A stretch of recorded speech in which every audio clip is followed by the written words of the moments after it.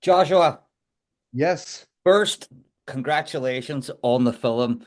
It is remarkable. I'm still thinking about it. It's your directorial debut. The first thing that I want to ask you is how did you plant the seed for such a dark plot? Yeah, no, that's a great question, Gary. I it's interesting, like, I've talked about this a little bit, but I initially had this idea for this particular type of photographer, and I really wanted to understand this character, but I wasn't quite sure what the story was going to be. And so I'd spent a couple of years building up his photographic body of work. So I would go out on these desert road trips and I would make these photographs as if I think this character would. And as I was doing that, I would find a place. Some of the places I was already familiar with, but then I would find new places. And as I was finding these other places, particularly some of these old movie theaters that feature prominently in the movie, it got me thinking about, okay, this movie is more about movies Hmm. and how can I start to explore what my relationship is with movies. And so there's a lot of elements and references from other films and me kind of working through that. But also, like, maybe it's just my, um, you know, I don't know, I'm just drawn to the darker stuff. So Yeah. I think that kind of comes out in the movie. But I'm a really nice guy though, or I Yeah. like to think I am.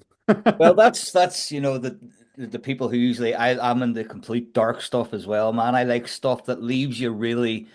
Like I'm still thinking about the movie, and I watched it maybe like a couple of weeks ago now, and I'm still thinking about it. It was like very David Lynch in a way for me. It also sort of reminded me. No, I wouldn't say the second half of the movie, but I would say the first half, especially the character Rennie, sort of reminded me of like California, which is also like a road movie. And like that was a very, very like the performances all round Yeah. were fantastic. Did you have what I've got his name here? Sorry, Zachary. Did you have him in mind for that character? Yeah. So, I real quick, I want to you mentioned a couple of movies there, or Hmm. you mentioned California. California is one that it was. I want to say not necessarily an influence, but Hmm. California is also a photography movie, Yes, okay. and because their whole road trip is based around, I think they're documenting.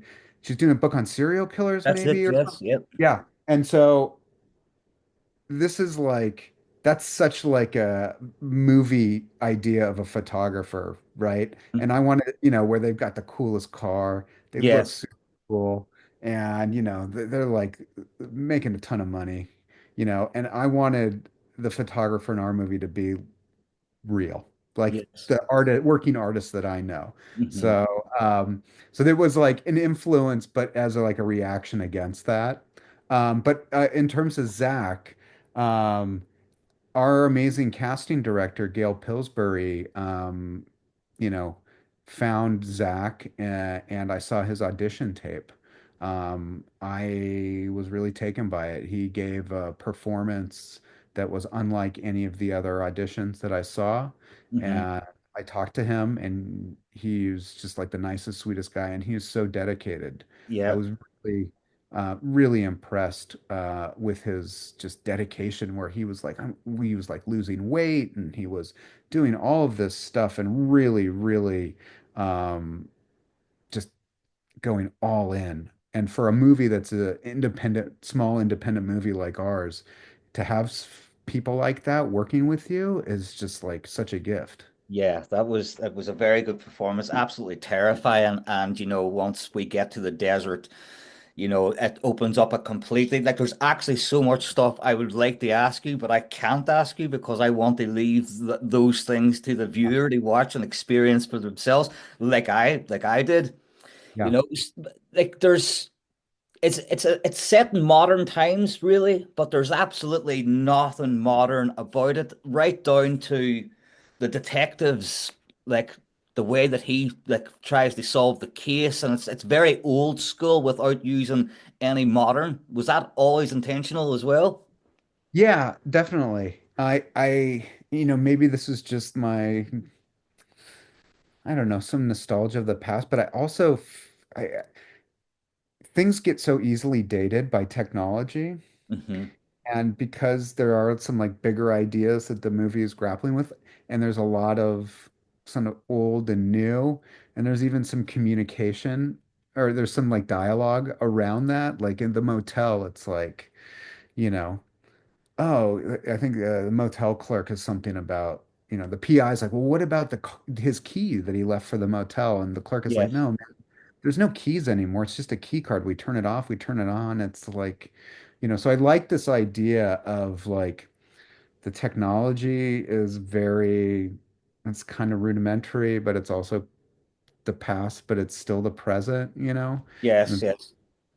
like the motel, it's just like what happens, like that motel in particular. It's like part of it feels like it's from the 1960s, Yes. but then they've quote unquote, upgraded parts of Yeah. it. So we've got like a really crappy flat screen TV in the room. Hmm. And they've done these little tweaks, but there's still remnants of the past. There's something I really liked about that. And I think maintaining that level of consistency across, the rest of the movie, where it's like some antiquated technology that's still being used, whether it's, some of the camcorders, some of the app, the sort of Mm. Alex's camera, Yep. uh, things like that. And Alex's camera is like still one of those things that, artists use today. And, you're able to capture such high resolution images on an 8 by 10 Hmm. negative. So I liked that that was all part of the world in the movie. Mm. Yeah, and what about like where the movie goes pretty hardcore again? I really can't sort of say anything, but what was your reaction from the cast when things got really going? Were they like, Jesus, man, what are we doing here? You know? It was all in the script. So, Oh, they know, yeah, they knew it was coming. but there was definitely some moments while we were filming that, where, uh, I personally was feeling like guilty, not for like putting, the actors and I talked about a lot of this, Mhm.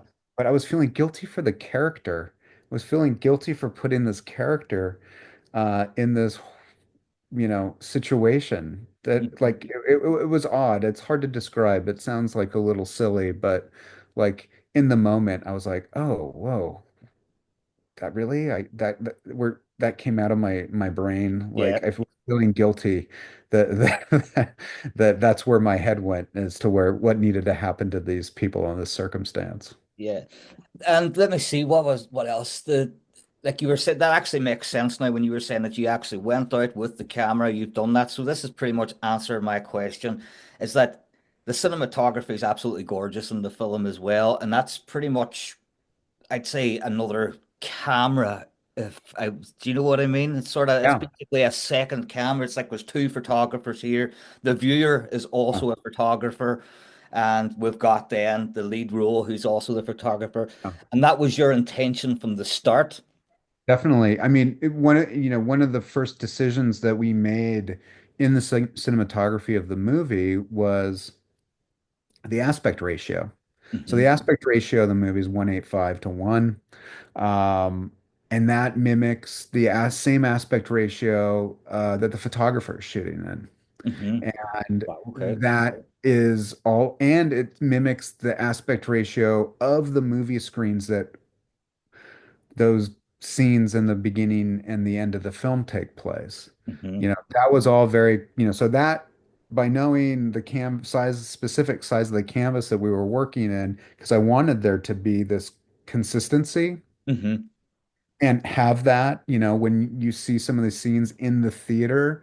And I Hmm. think that's one of the things, like when you see the movie in the theater, it starts to have this like other dialogue, with the audience because you're in the theater watching the theater, some of those shots of the theater screen.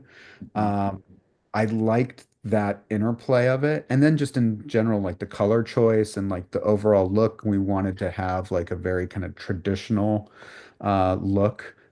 Also filmic in the sense of like it doesn't feel like it doesn't feel retro. It doesn't feel overly modern in how the colors were handled.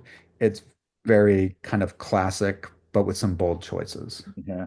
It's very much, yeah, man. It's very like it's all one piece, and it's just it's a wonderful piece of filmmaking, man, from every aspect of it. And you do have the cast there that brought that to life and their story to life. So how well has it been received so far? Yeah, it's been great. I mean, I've it, you never know, Hmm.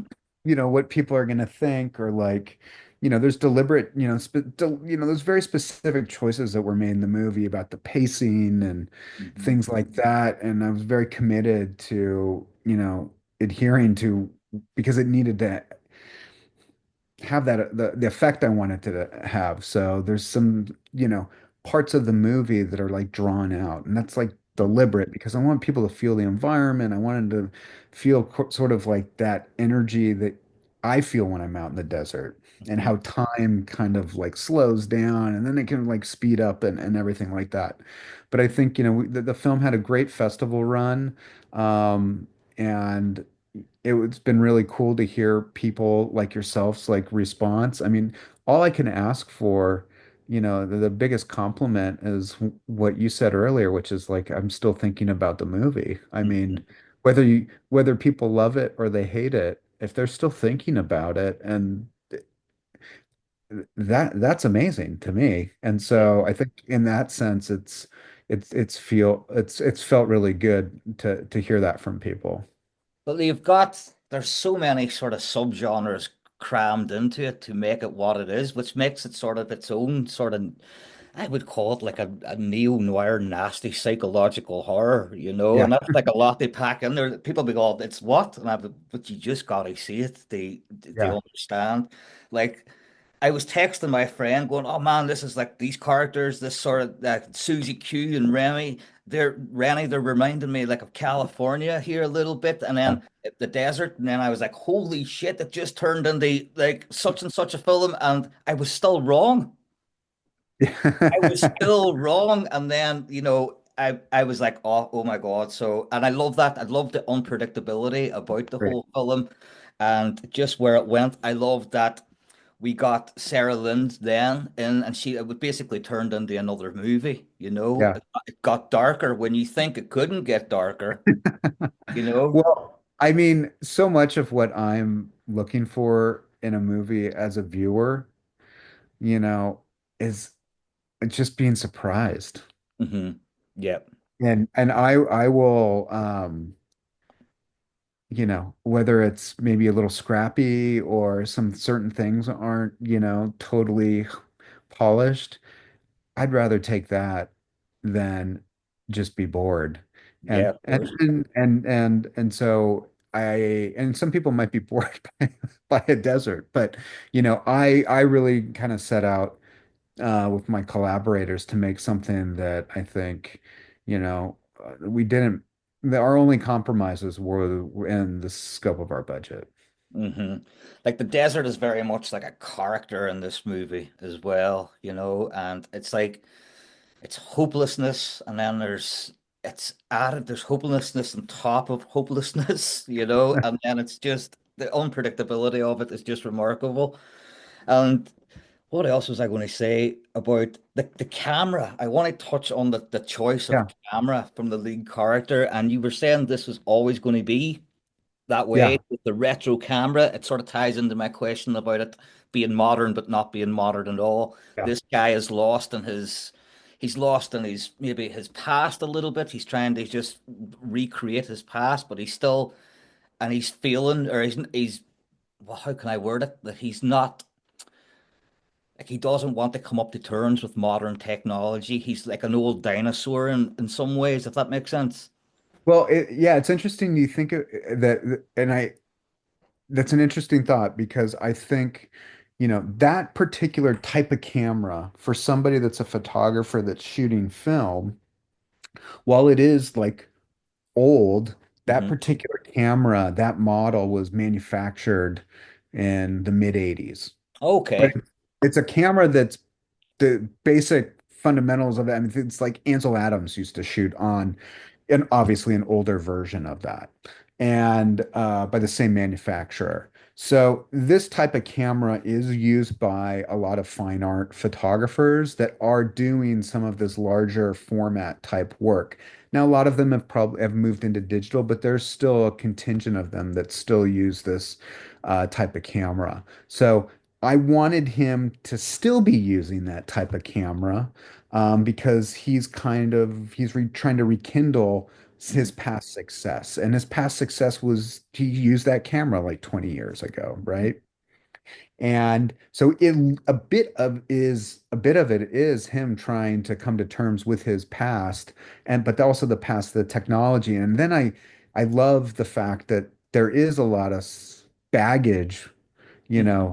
about that camera and ideas that it presents. And then that's why we see other things where there's camcorders and see things projected on screens, you see things on TV screens. It started to become this whole thing about image making. And that's where a lot of the referential meta component to the movies and the movies that it's sort of in conversation with started to funnel into the overall conceit of the movie. Hmm. It's very interesting, man. And like as well with the character when Sarah's character is talking to her friend and she touches on, it's like, listen, I've been paying the rent, I've been paying it, like you've been paying the rent, he's just gone off the radar, he's going to be fine. And so like there's a sense of urgency for him as well to try and rekindle that and capture this, to try and prove to her maybe that that he can still capture this and he can still create the money, be it like Yeah. bring the bread home. Yeah. I mean, part of it is like, she's questioning him while like he's in the motel, like, Hmm. oh no, there's money coming. Don't worry about it. And then she's like, yeah, I've heard this before. Hmm. And again, I wanted to add that extra bit of tension between those characters. And it's a very real conversation. I mean, it's like, I mean, so many of our conversations amongst our partners are about money. Yeah, yeah. And I mean, it's that's just part of living in this world. yeah, it was like she really like she believed in him a lot, even when the, everything was against all like this evidence which wasn't really true. And she still believed in him, and I really liked that about it, that she went out and she started looking for him, going, right, okay, everything's going to be okay, and we'll just leave it there, really. Yeah. Oh, it's also, one of the things too is like, she's just continually disappointed by Hmm. people or Yeah, men in particular, yeah. whether it's the police or the private detective or her husband, and she's just finally like, well, I guess I just need to take matters into my own hands. Hmm. Yeah, so what is next for you? Have you got anything planned? Are you Yeah. going to stay on the bleak train? Yeah, I am. Yes, great to hear. I have another project called The Arsonist that we have out right now that we're looking for financing about, and that's like an ecological horror sci-fi thriller. Okay, brilliant. And I really can't wait to hear more about that. I can't wait to be able to sort of tell people about this movie. I can't wait to be able to sit down with a coffee with friends and discuss it and see other people's interpretations of it, what they thought. Because as I said, man, I still have like some questions about Rennie, and I'm like, right, Yeah, I need to find this out. And yeah. yeah, but man, Well, hit thank me you. up. Hit me up. I'll talk to you offline about it. I really appreciate your enthusiasm about the movie, Gary. Means a No lot. problem. Well, that's what I mean, man. I come from a rental background and it's just a retail background, and I've always pushed the darker side of cinema. So it's my pleasure to sit and Yeah. chat with actual filmmakers now that are doing this sort of stuff. So thank you Awesome. very much, man, for talking to me. All right, And you got it, Gary. I Thank will you. like give me an email. I'm sure you can get my email and we'll chat more, sure. And I'll Yeah, answer beautiful. my questions. Cheers, man. Thank you All so right. much. Gary, Bye. thank you Later, so guys. much, Gary. No Appreciate it. problem. Take it easy, guys. Bye.